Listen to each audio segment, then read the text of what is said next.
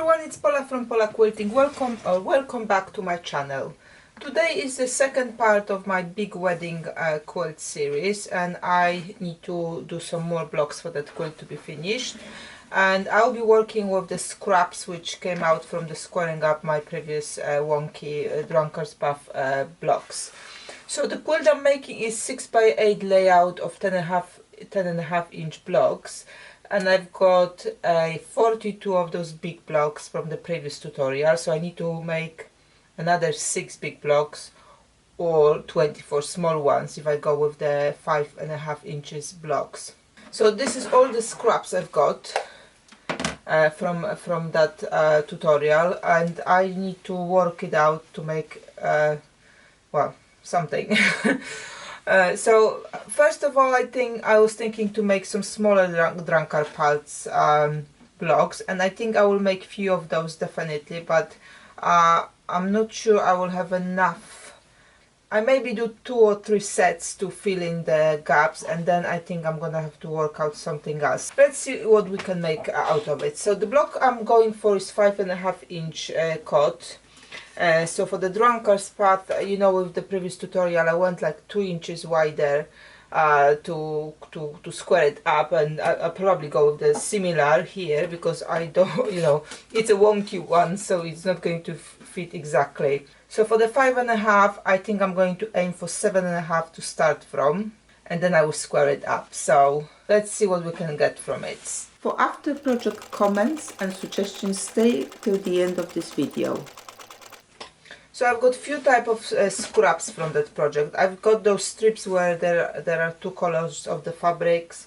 I've got those where there's a little bit of kind of wonky diagonal strip here, and there's a squares up there, and a few which are just a strip. So there are some combinations I can work with. So I think first I will work with, you know, the biggest pieces because that's the easiest part.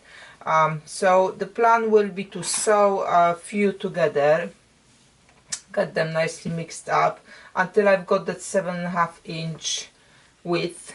Then I can start making the Drunkards Path blocks out of that. Now with this, where there are strips only, I think I will just maybe sew them together and then cut them to 5.5, maybe on diagonal. We'll see. Let's put them aside for now.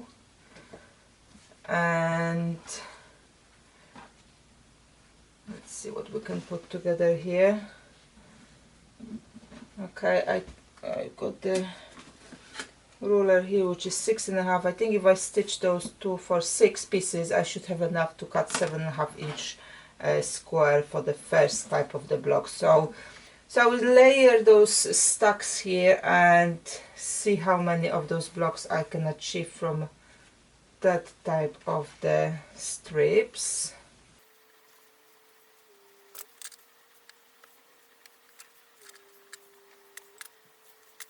Okay, so I've stacked here 4. That means I can make at least 4 blocks of that type, and I've got a little bit of leftover here, but I'm sure I'm gonna have some cutouts from here so we can work out some magic from the rest of the scraps. So I'm just going to quickly try to straighten them up a little bit. Some of them have not been, you know, exactly straight, so I'm not going to be measuring that they are exactly that way straight. I just want one straight edge so I can sew them easily together to the next one. And at that point of time, that's all I'm concerned about. So the second batch of the strips, I would like to have them straight on both sides, but I will just start from one side first. And now I will align them on the other side. It's just because they are not the same width, and I don't want to cut too much if I don't have to. So I'll just align it on the other side, and I will repeat the same process on all of those strips, so they will be ready basically to chain piece in one go.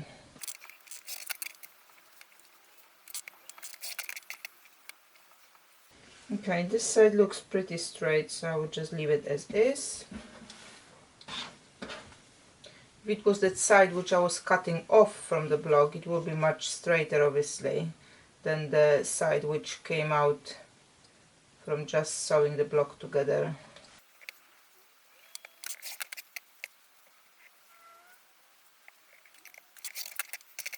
Okay, so I'm ready to chain piece everything, and hopefully by the end I will have that 7.5 inch width.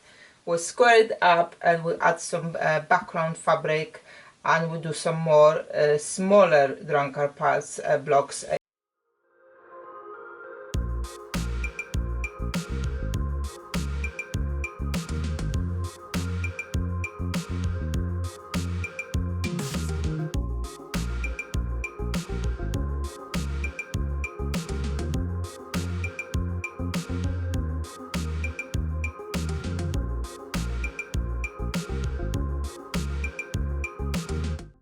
I finished sewing my strips and I cut out my 7 inches squares to make the Drunkards Path ones, and I've got those cutouts left over. So what I will do, just to maximize how many blocks I can have from those strips, I will put them together. I think I will need to add something small here to the side just to make it a little bit bigger, so I kind of make sure I've got that 7 inches when it's ready.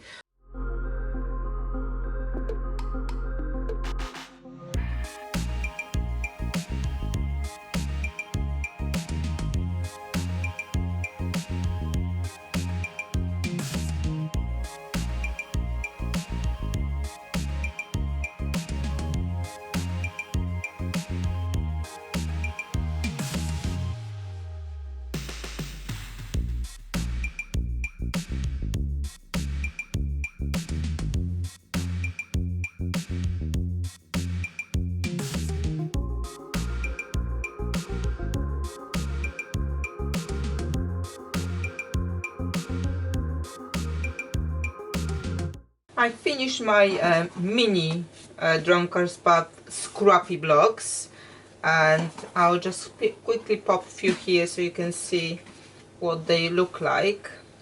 But I still don't have enough of those blocks to fill in the gaps in my bigger quilt. And also I thought it would be nice actually to make some pillowcases to go with it, or like cushion covers. So I actually need some more of those blocks to perhaps put some bigger blocks into those covers as well, and then fill in the gaps in the bigger piece. So what I've got left now are those small bits I cut off from those strips. You know, you remember there was like a L-shape scrap. So I've got all of those bits, and I kind of started putting them together in that type of crumb block, and I just need to now figure out another type of block I can use those ones in and have enough blocks to make that quilt together. So I will finish my part 2 on in this section. I will pop on the design board a few of those blocks so you can have a better look, few combinations. They look really nice. And then in part 3 I will make another type of blocks, and then hopefully in part 4 we're going to be doing a backing for that quilt, again using scraps and bigger pieces.